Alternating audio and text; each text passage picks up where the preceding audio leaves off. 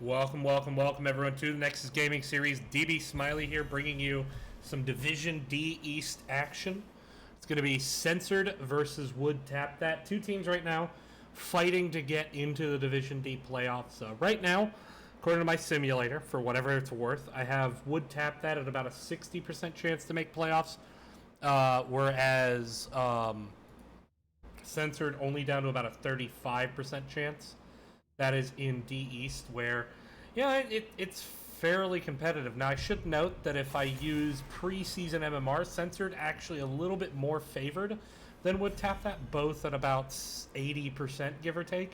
But based on their performance so far this season, naive assumptions, Censored, right now on the outside looking in, Would Tap That in, but possibly on the way out. So we gotta be, they gotta be a bit worried, but right out of the gate, we're seeing ETC ban. He's just become incredibly prime in this meta.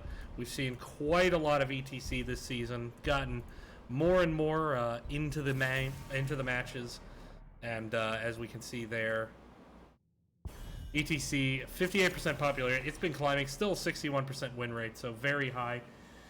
Maev and Urel. So typically you only see Maev bans at this level of play when the other team has shown a Maev. Same with the Alarak, which Censored perhaps has shown. So trying to take off those two potentially high impactful heroes that especially can punish some of the positioning mistakes that you'll see at this level. Urel being banned out from the Stone Lane, but we are seeing Tyranius Vayne getting onto Kael'thas. Now normally we had been seeing Night playing that role. So interesting, possibly an adjustment here by Would Tap That as we take a look at Tyranius Vayne. We've only seen him in a couple of games so far, but a very, very high KDA. Lunara and Raynor being played. So, has been doing well with this team, Would Tap That, so we'll see if that continues. But as we jump back in, we just saw the Orphea, and Lucio picked up. Orphea, great follow-up mage, and a high priority onto the mage and space control. And now we see Shadonis grabbing Stukov. A lot of healing throughput at this level of play. Easy follow-up onto Diablo as well with a possible root combos, so I like that. It's a lot of zone control with the Stukov, with the Diablo, with the Kael'thas on this map. We are on Volskaya, that's very important. We are seeing the Raynor band out, which we've seen Tiniest Vayne play before. Possibly could have seen Night switch onto that, but looks like we won't be seeing Raynor this game. What do we ban out on the other side?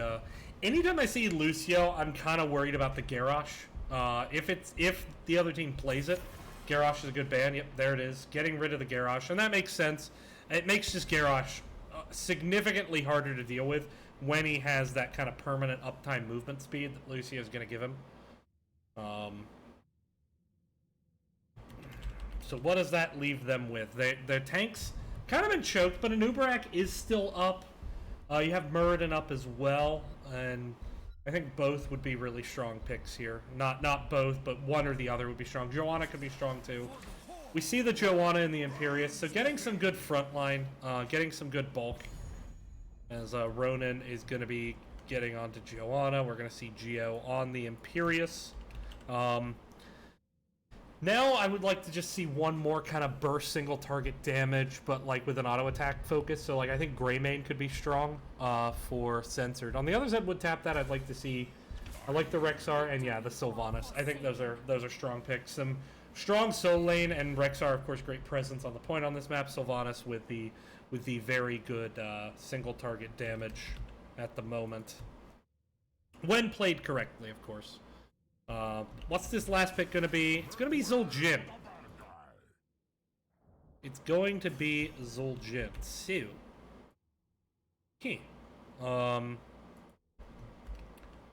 interesting last pick. It can make sense. You can certainly stack off the Misha very, very well.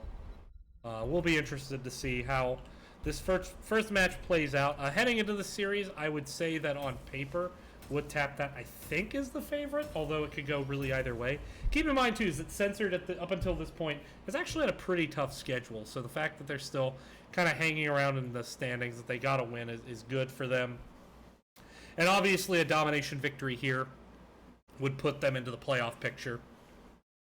Right now, though, Zul'jin Distillery kind of running away with first place. 2 Calculated to Clo also doing quite well. As we take a look, the map bans, we saw Brax's ban, we saw the 2 Diablo maps banned out, and we saw Tomb of the Spider Queen banned out. So jumping into Volskaya, a nice brawly map here to get started. I'm looking forward to this match. Depending on what happens, we may get a second match tonight. If this match finishes in 2, I may pick up Logical Decision versus Arrogant Nephilim. If not, if this match goes to 3, I'm not going to make the teams wait that long, though I may try to jump in on the game too. We'll kind of play this by ear, but as we jump into the match, looking forward to this one. Some Division D action. Always interesting to see kind of who is able to punish mistakes the most as we jump into this series. It's going to be Censored versus Would Tap That. On the left, Censored. It's going to feature Geo on Imperius, Ronan on Joanna. We're going to have Rip the Jacker on Orphea. We're actually going to have Fewer Frey going to be on Zul'jin. I hope I'm saying that correctly because it sounds kind of not great, not going to lie. And Gallows going to be on Lucio. On the right side, Tiniest Vein going to be on Kel'Thas. Shadonis going to be on Stukov. Zilla going to be on Diablo. Night going to be on Sylvanas. And down here in the bottom, it's Colonel Pants on the Misha and Pet. So I think Misha's Pet is kind of a shitty hero. And I really think that I don't really know what they were thinking giving Misha a Pet. It just doesn't really seem to fit with MOBAs, if you ask me. I think Misha would just have been better, kind of balanced, easier to just play around, play with. Would be just a more fun hero if she didn't have a pet that she had the micro. But anyway, already right out of the gate, we're seeing a good rotation here from Ronan and company, and you'll get that with Joanna, obviously the best wave clear mage, but you know, Would Tap That hanging in there, rotating with, doing all right. I think my fridge just popped open here. Oh well, we'll deal with it. But I already got my nice tasty beer for the evening. It is a Devil's Backbone Brewing Company Gold Leaf. It's a really solid lager. Highly recommended if you're ever in the Virginia area, as I now live, although currently in Philadelphia. Rotations though going well, but obviously Zul'jin, Lucio breaking off to do camp, as well as Stukov and Sylvanas. So both teams grabbing their fortification camps, although actually taking a bit longer here on the side of Censored. Would Tap That doing well in these rotations. Already slight level lead, but of course that's being equalized as things crash against walls. Rexar, though, doing extremely well into Imperius in the spot lane. But Imperius doing a great job. Notice no structure damage. You know, yeah, it's not a great matchup, but he's holding his own, and he's doing quite well. And I apologize if that's actually a good matchup for Imperius. I admit I don't play a lot of Imperius or Misha. Or Misha's Pet. The level 4 is coming in. Taking a look at talents. We haven't actually done that yet, so apologies there. We are seeing the Accelerando taken from Lucio. Getting him a lot of mobility around the shrine captures. Otherwise, everything seems fairly standard across the board. Given what I know about some of the heroes, I admit to lacking knowledge on Zul'jin and Imperius. We do have the Mercenary Queen from Sylvanas trying to power up those turrets. Always a good move. Rexar going Hunter-Gatherer. The safe play, if you will. Not the meme play, and let's be honest, we all love the meme play, but right now, I mean, Diablo doing a really good job getting stacked, already up to 63 gems. And with, you know, the globes typically near the shrine with the wells as well, he's going to get quite a lot of self-sustained value on that. But already moving in, objective has been started. Lucio getting the channel. Is anyone from Red going to get a toe on? Lucio boops away, and that was actually a pretty nifty boop there by Gallows.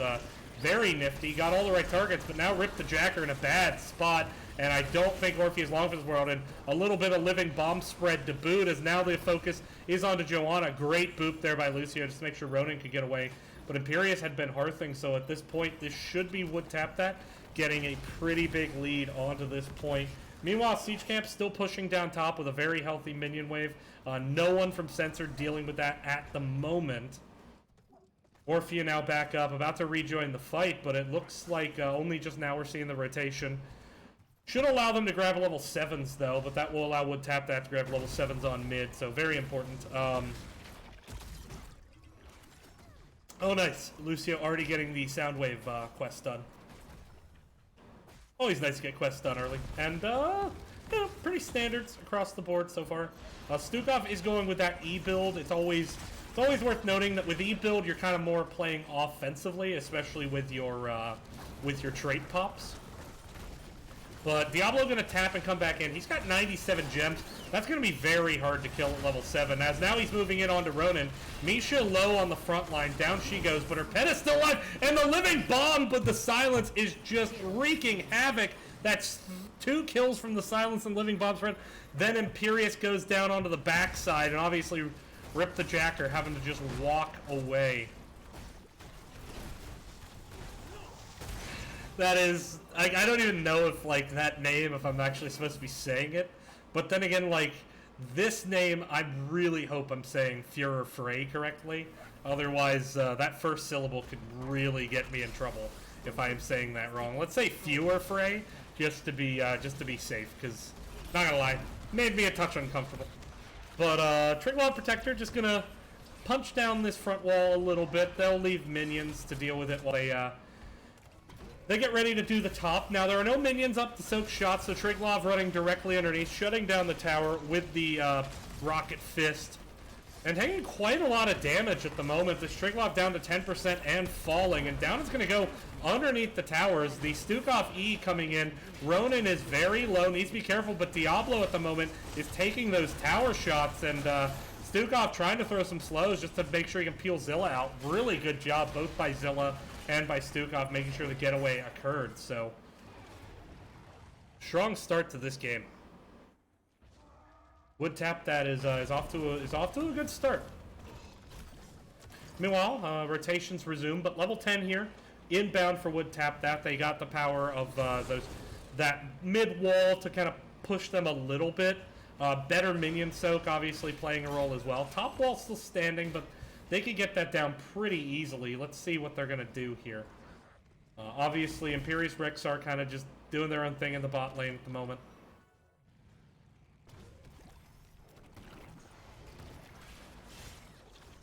And by the way, Wailing Arrow Pyroblast over the Phoenix with the APOC. Interesting. So foregoing kind of the classic zoning you would see on this map of the Phoenix and the Lightning Breath. Instead, wanting to really get kills, we see the Bestial Wrath as well, and the Massive Shove from Stukov. Massive Shove is great if you can push someone not just off the point, but back under their fort. You can force a disengage. The issue is, it's always harder to get off against Joanna, because if Joanna steps up, she's probably going to unstoppable the Massive Shove. Sometimes hard to get value off of. I love Massive Shove, though, when you're trying to disengage kind of a hyper carry. So, like, I think the classic example of when you go Massive Shove is when you're fighting a Cho'Gall. When you're fighting a Cho'Gall, you go Massive Shove, and you just shove Cho'Gall. He's a huge hitbox, he's impossible to miss, but there we see a great Massive Shove by Shadonis, and, you know, if you can catch Jo without her trade up, it's going to get a ton of value. It really is.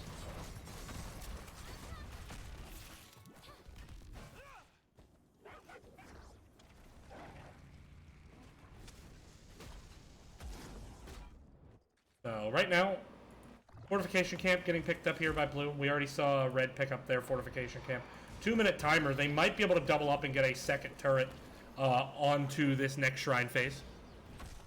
Yeah, nothing really forced with level 10 advantage by Would Tap That. But they already have a pretty healthy lead in this game, so they don't really have to force anything. If anything, they're kind of playing for 13, which is, I mean, 13 is a very big level. Anytime you have Stukov, you want to get 13 to get that root combo. It's absolutely critical. And against a Lucio with no cleanse, like, that's going to secure kills or at least force out sound barriers. On the other side, by the way, we do have Devouring, what is it? Devouring Eternal Feast, excuse me. It's Eternal Feast, we have the Blessed Shield, we have the Guillotine, Sound Barrier, and the Angelic Armaments.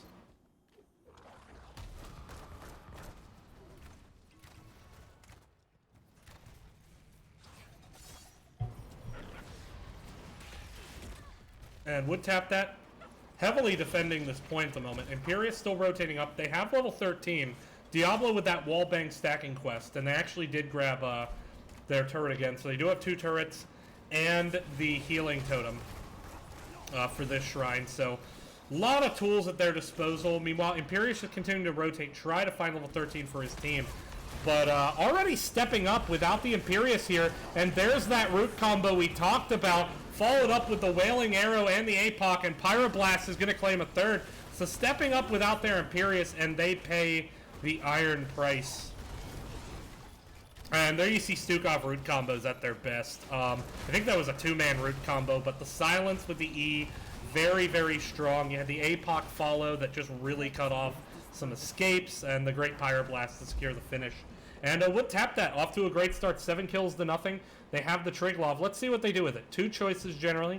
One is push top keep, but the more common choice, get mid fort, get bottom fort, and open up the map, get that XP lead, get the catapults. Are they gonna go for mid? No, it looks like they're gonna bypass mid and instead make a play straight for the bottom, which makes sense. The wall's still very healthy. They probably want as much of the Immortal as they can get. I would like to see them make a concerted effort to get their minions up, though. And we're not seeing the Triglav Protector do that level of patience. And oh my god, something just got really loud in my ear. Holy fuck. Sorry about that, everyone. My sound level just went up to about 1.5 billion in my headset, which was, I'm just gonna be honest, not bueno. But the Triglav Protector now has gotten 1 turret down, has gotten well down. It's going to drop. This could be a fight here, but Ultimate's still not up for would tap that.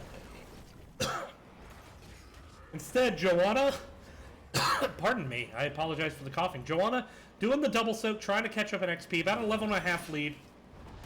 Turret gonna be grabbed, and since they got the top shrine basically for free in terms of tools. I mean, obviously they blew their heroics, but with their heroics mostly back online, and with no tools drop, they now have 3 turrets and potentially a second support camp inbound as a level 16 on the horizon. That said, Diablo still has not getting a devastating charge stacks, which is going to limit how like Diablo on this bottom shrine can just ruin a game with a good charge, but not going to have those stacks to be able to do that unless you can find them in the meantime. But level 16 here, and I like this choice, looking for the invade. Diablo looking for the flank, looking for the stun when someone retreats, see if he can hit them against the wall, but doesn't want to overcommit to this, playing safe. There's the stun onto Imperius, that's stack number 1, good separation, there's the silence. Devouring Feast coming in though, could potentially do a lot of damage. Diablo trying to get out of this, there's the stun, healing totem is down though. Devouring Feast is on Misha at the moment, but she's going to walk away. Imperius went down and all that. Lucio barely going to survive the Living Bomb, doing it and amp it up. Now, Fewer Fray needs to be careful. Living Bomb onto him, but he's going to be fine. That was a big pick-off onto Imperius. And that could potentially allow them to push up, especially with this Misha, and get this middle forward. And the separation there on the Ronin, but there's the Unstoppable. Silence down, though, separating out Orphea with the flip from Diablo, securing the kill. That is just really good comboing there on the side of Wood Tap that. And looking strong, 9 kills to 0. They're going to go ahead and take a siege camp just for the heck of it at this point. They did drop a turret in that last fight, as well as 1 healing totem. But, still 2 turrets in hand and 1 healing totem. They can grab another turret, I believe, in just a second. Yeah, they will be able to grab it before the next shrine phase. Stun there onto Fewer, but the good boops from Diablo saving the day once again. But with the Sylvanas, they're just moving straight onto this keep. The Feast, though, actually, the Feast is seeming to work pretty well with the Misha, who's just a little bit slow to react. The Pet, however, is managing to stay out of that. but would tap that, keeping the pressure on with the level 16 at talent advantage with the kill. They almost get this top keep, so they have opened up a if we wipe them we can win situation, although with the fight being on bottom it's a bit tougher, and with this mid fort up they don't really have a win condition right away with the Triglav unless they run at top and push core. That said, if they can win a team fight here, it's very feasible for them to get 20. They go ahead and grab their siege camp to pressure up the weakened lane. Now they're going to grab a fortification camp. And what tap that is just really playing this map well at the moment. 16s on both teams. We have the Rejuvenesca, always a huge talent for Lucio to grab. And actually, a cheeky play saying, hey, we're just going to take your turret. And no one from Censored was actually on the point there. Now Diablo looking for the engage, but possibly a turnaround gauge, but a huge APOC. The Feast, though, also chunking out damage. Zilla managing to charge out. Is low, but is still alive. Same can't be said for Joanna and Imperius. Lucio gonna fall. There's the Pyroblast trying to get on to Orphea. The Flame Strike gonna secure the kill. Now Night Knight trying to turn on to Fewer. Fewer trying to turn around with some damage. The Living Bomb is gonna have him low, but I think he'll survive. 54 HP.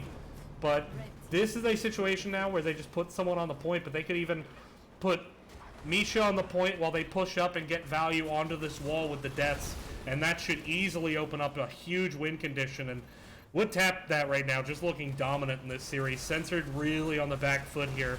And level 20 potentially on the way. Although I don't know if they'll get it before the Triglav Protector. They need, I think, like 3 waves of minions here at the moment. Maybe 2. No, they got the passive tick, though. The passive tick may push them to 20 even without getting too many more minion waves. But just playing safe, making sure they secure the point, not really forcing the rush to 20. Diablo in a great flanking position. Although it's generally an obvious one. Ronin gonna spot it out. There's a flip onto Joe. Stun combo comes in. Flame Strike gonna hit Joe. Feast gonna force the members of Wood tap that to spread. Night Knight now running through the Feast to try to get some damage. Great sound barrier saves Ronin. Misha low onto the front side. That's gonna be the first kill. Zilla is gonna die. No, drops the healing totem. Should be okay for a brief period. Here comes the APOC. First kill onto Imperius. Sylvanas, though, is gonna drop. And the health bars are just falling, but Zilla is still alive. Rip the Jacker gonna make sure to get Diablo there. That was Diablo's souls, but Lucio goes down after that, and Rip the Jack are going to pay the iron price for that one. And Zul'jin, not going to be long for this world either. Almost got Shadonis, though. Would have been big if he did, but now with a 5-man wipe, Sylvanas, the only true death. Diablo, alive, soulless. Much like me, soulless. You know, keep gonna go down. We're gonna have Joanna and Imperius up to defend, and then Lucio. The DPS won't be up for 24 seconds. This is gonna take a miracle, maybe 2, just to not lose the game here. Would tap that on a rampage. Level 20, Sylvanas got the blink, we got the flamethrower, we got the Lord of Terror, we got the hardened skin, and we got top off. So a lot of sustain, a lot of self-sustain to be able to push onto the point, a lot of escape, a lot of safe range. The Triglav's going to take the core out, and that is a dominant showing by Wood Tap that as they take map number 1. So, really good showing. That was the map choice of Censored, but Wood Tap that going to take this one. And, you know, they earned it. I mean, they really dominated from start to finish in that game. So, taking a look at some stats. Zul'jin actually did the most damage, and he really did a lot, but when it just came down to it, didn't turn into kills. They only got 2 kills on that bottom fight, and they traded out 4 to get, actually 5 to get them. Great healing from Stukov. Obviously the silences were gangbusters too. But Misha just being the disruptor. I mean, there you see the 82,000 damage soaked, and you know, it's just not effective damage when it's on the bear, so really good disruption. Hi Sailor, how you doing? Yeah, sorry I didn't get on to play earlier, Sailor. I was already casting replays, and then I had this set, and I hopefully can get this going off the ground to get to another set. So anyway, you can see my Hero League ranking there. I'm a plat scrub, but we're going to get set up for map number 2, so we'll be right back. Stick around, everyone, and enjoy the sounds of Octopath Traveler.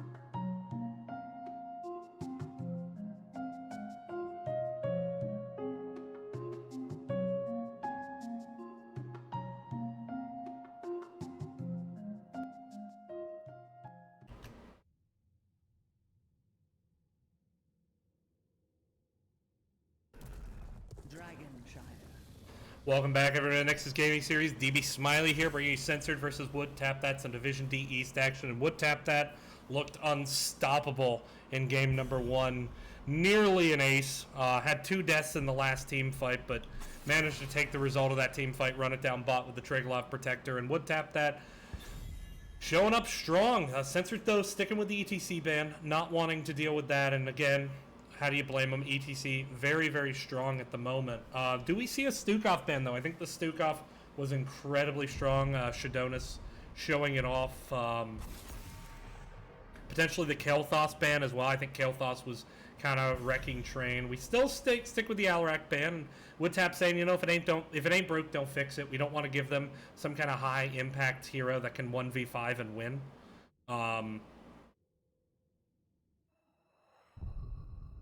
What's the ban going to be? Rexar. So they turn up the Rexar, which on this map actually makes sense. Rexar, a very, very popular hero, specifically on this map as we take a look at some of those stats. I mean, 24% popularity, only a 48% win rate, so about breaking even, but obviously one of the better maps. And Colonel Pants is a very sad Misha player at the moment. I don't know why Stats of the Storm lists Misha by her pet's name. It's weird. Dahaka ban on the other side. So Maiev is up. That was a ban last game by Would Tap That. They want to take Maiev off the table. They left it up. But Ronan gonna focus the Diablo. Want to get his hands onto that. I think, you know, the Joanna just had a hard time kind of with the engages onto the point with the Rexar, with the Diablo, with the Stukov, with just as much CC as there was.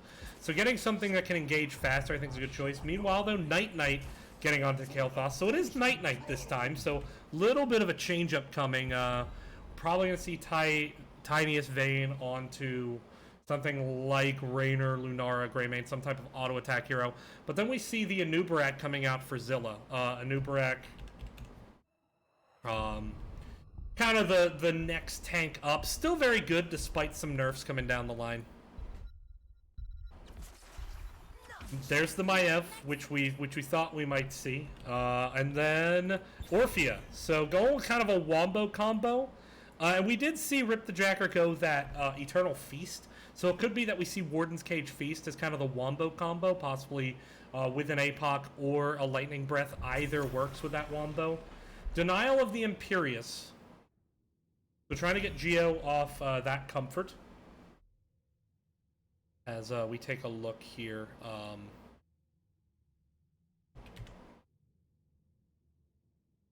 And Geo has played a bit of Imperious. We've also seen him on Leoric and Dahaka. With a Dahaka ban, I expect Geo to go into Leoric. Unless it gets sniped here by Colonel Pants, and then we'll see kind of how deep his hero pool goes. But Yrel ban on the other side, so once again trying to take Colonel Pants off that. And it looks like the target bans really are onto limiting Colonel Pants' hero pool. Some solo laners, though, that are still up. You have Thrall available. Leoric is available as well. Could pair extremely well with the Stukov. We're getting a Chen. So I have seen some Chen bans, but I don't think I've seen much in the way of Chen play. So I kind of don't know the build. I mean, I'm aware of like how Panda Pals is just incredibly oppressive at the moment, it feels. Let's ban all the solo lanes and have a grand old time. Sounds about right. So we need a healer, so it's gonna be Gallows, and we need a solo laner, that's Geo. Leoric, as expected, and Brightwing, as not expected. It kind of makes sense in the Chen, but I gotta be honest, Brightwing into Kael'thas always worries me a little bit. Just because you gotta be smart about when to clump, when not to clump. The global on this map, of course, can be very powerful. What's the last pick? Raynor's available. You have a lot of slows. There's the Raynor. So, alright then.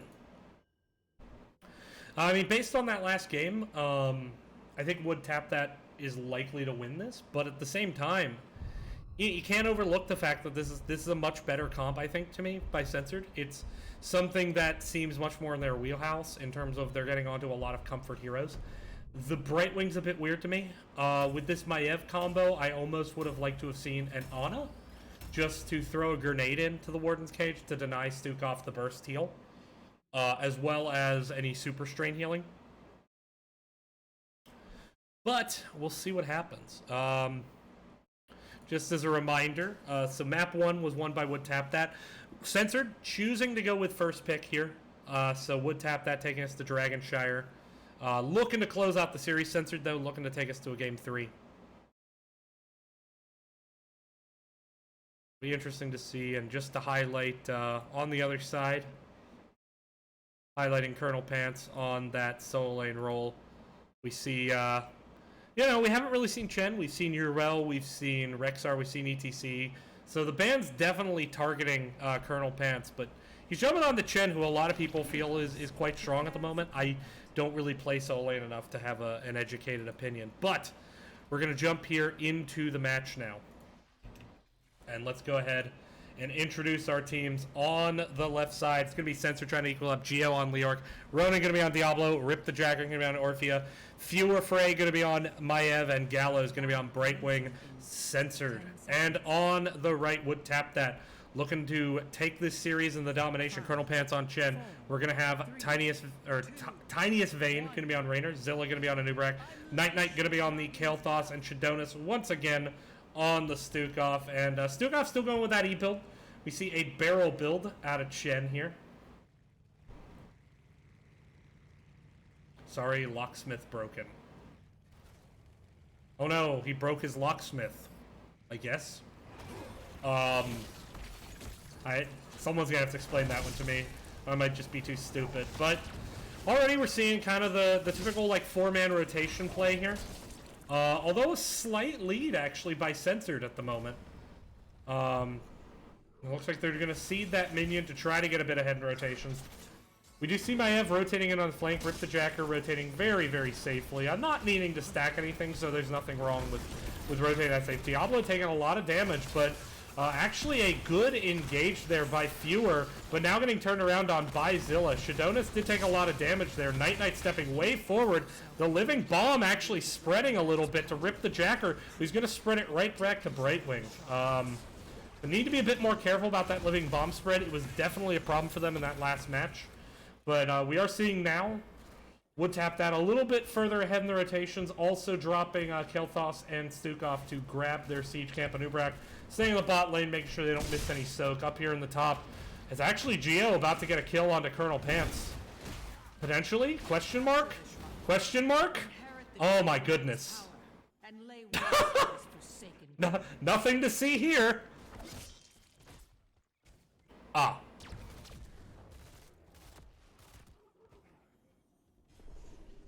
No dive DPS to follow up Chen and Uberak.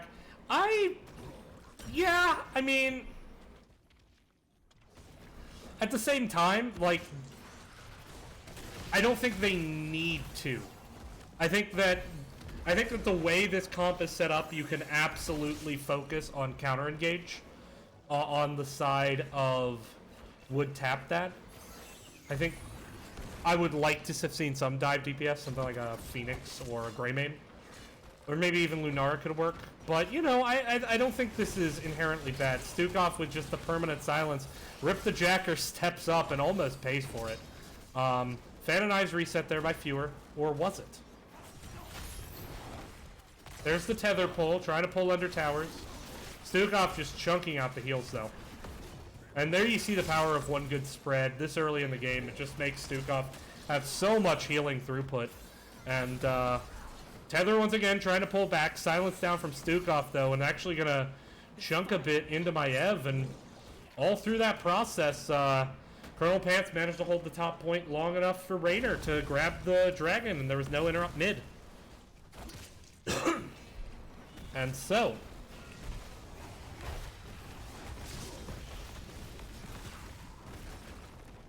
there we go. Pushing up now. Get the mid fort just to open up some opportunities, both for Lost Soak onto the fort, but also the Lost Soak for the other team because like they have to kind of play back now. Also, you know, just getting that raw XP boost up half a level. approaching level 7s, but the vehicle just taking a lot of damage.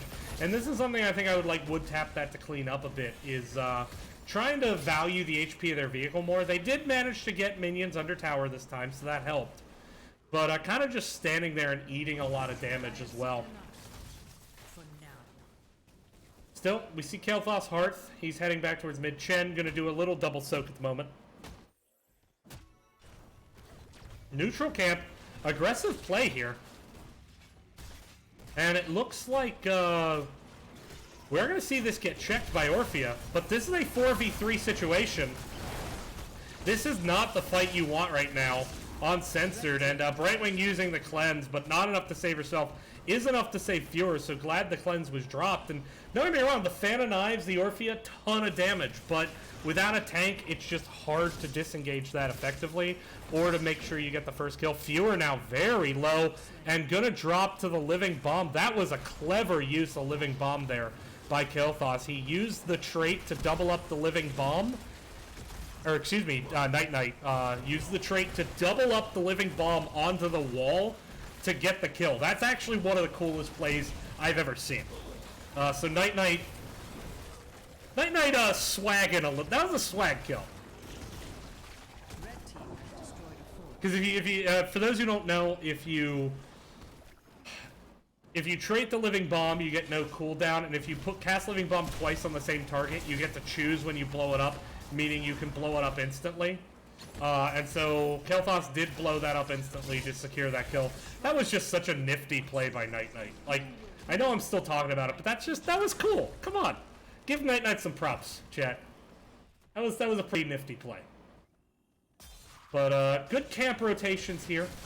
Very good camp rotations on the side of what tapped that. Just getting control of the map, making sure that they have some good macro advantage on this race to level 10, and you know, Colonel Pant's actually doing really well into this 1v1 at the moment. It's kind of becoming a skill matchup, and Chen is seemingly doing quite well. And, you know, Bruiser Camp picked up. That's definitely going to give Chen an advantage in the lane. They have plenty of time to kill this Siege Giant as well, just to buy them some extra poke damage and some space onto this bot lane. Catapults especially helping with the minion clear as well. Level 10's going to be here in just a second if they can just get that minion wave. And Raynor gonna do just that. Level 10's here. What we gonna get? It's Panda Pals, it's Massive Shove, it's Cocoon. So far so good. Still no 10s from the DPS. Might be waiting to see what's selected by the other team. There's a Cocoon onto Maev. And now actually I like this play. Zilla pushing up into Rip the Jacker, trying to get some separation. There's the silence from Stukov. Gravity Lapse. What a CC chain. Maev, though, dropping the Warden's Cage, might be able to blink away here. Does blink. There's the Eternal Feast, but the Warden's Cage drops, and Shadona's having to massive shove away Rip the Jacker to get away. Now Night is low, as is Anub'arak. Full retreat here, but Ronan not able to get the engage to get the kill. Meanwhile, Raynor was trying to channel the middle. We should note Phoenix comes in, as does Hyperion. Meanwhile, though, now Shadona stepping back up. We have Entomb, Emerald Wind, Eternal Feast, Warden's Cage, and APOC. So a lot of CC combos, but you have to be careful with the Emerald Wind. So I actually saw, I can't remember the caster. I think it was actually Ziltoid. Was it Ziltoid on Nexus Edge, maybe? Pointing out that, like, ultimates like Emerald Wind, like Mighty Gust, are incredibly valuable, but they definitely have a high risk factor. Certainly a higher risk factor than Blink Heal. For example, in a worst case, if you use Blink Heal wrong, you don't get a lot of healing value, and maybe you teleport yourself into trouble. If you use a bad Emerald Wind, you save the enemy team. And that's the thing with disengage ults like Mighty Gust and that, is at lower tiers, you may not see them as much just for that reason, but want to make sure that Emerald Wind does not counteract all those other ults here. This Dragonite pushing in the bot lane, meanwhile. Phoenix going to be used, and Fewer actually separated out from the rest of the team. Good Stukov silence onto the Brightwing. The kick is there. Tries to get the finish on the Brightwing. Brightwing does survive that. And DK actually going to take a lot of damage for that trouble. But Siege Giant's here, as is a Catapult. Fewer getting the tether. Here's the APOC, though, but the Eternal Feast will secure the kill onto Night. Emerald Wind kind of used awkwardly there. But now the re-engage onto Raynor, and Raynor is not getting out of this one. Down he goes. That was a good defense there on the side of Censored, making this a series. That's going to put them back into this game, I think. If they can grab this neutral camp, get 13. Fewer needs to be careful. Fewer very low health, and Anubarak smelling blood, but good Volta there by Fewer. Oh, the Stukov root combo strikes again. Still, though, this is a 3v2 situation, but, man, root combos. Well done, sir. Virulent reaction. If you're going to play Stukov, learn to use it. It's just that valuable. It's really one of the best tools any support in the game has.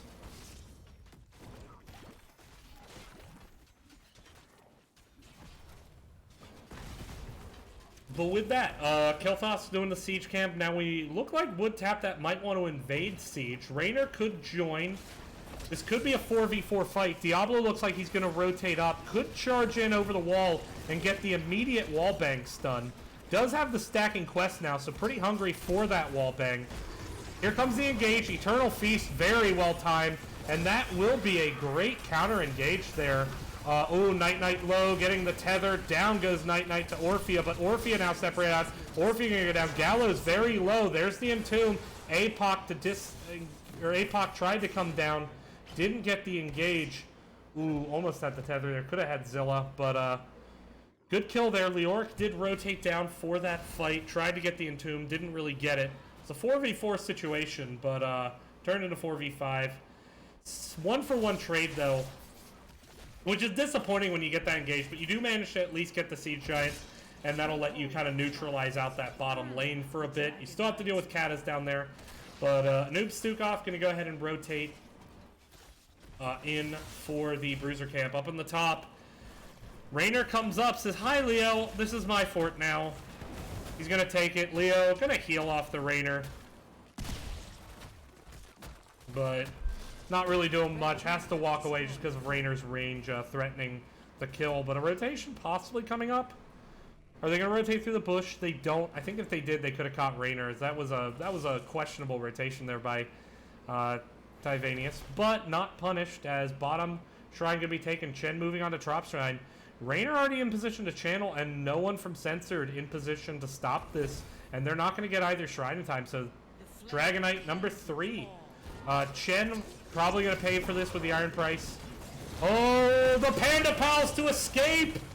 Oh, God, that ult is so fucking obnoxious now.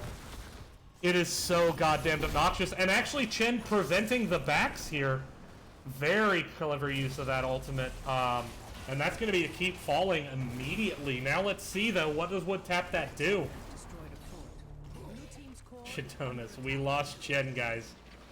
Are they moving straight on the core? They are. And the back's still coming in. But this is a very late back. The Phoenix is down, but this is a 5v4, though the Cocoon is there, but Shadonis getting focused here. I do think Shadonis drops, but the DK is still wailing at the core. Shadonis actually still alive. Emerald win, but it doesn't do anything to the Dragon. Dragon perma unstoppable. That's 30% on the core. Chen now moves onto it, and oh my goodness, the damage coming out there from Kel'Thas and Stukov. And it looks like Wood Tap that's going to take this series 2-0. So, we get a bonus match tonight, guys. We are, in fact, going to get Arrogant Nephilim versus Logical Decision. Wood Tap that going to win. I'm going to try to set up a post-game, but give me a second just to alert both captains of the next game what's going to happen. So we'll be right back here on the Nexus Gaming Series. Thank you, everyone, for watching. Enjoy the Octopath.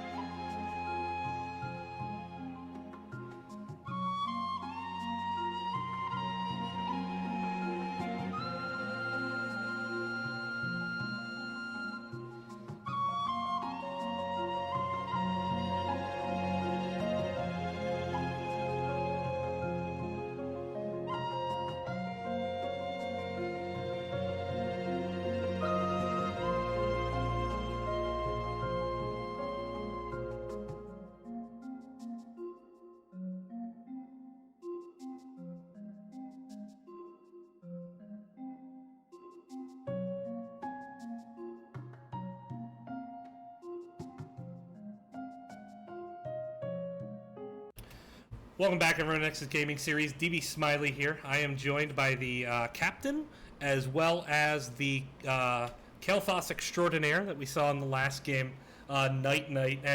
And first things first, dominant series. You guys kind of really dominated both maps in a big way. So what is your takeaway from this series?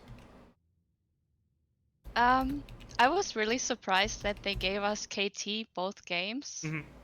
So it was nice that we were able to do that. And then I think, especially in the second game, they weren't able to deal with our blow-ups, Mm-hmm. even though they had Maiev.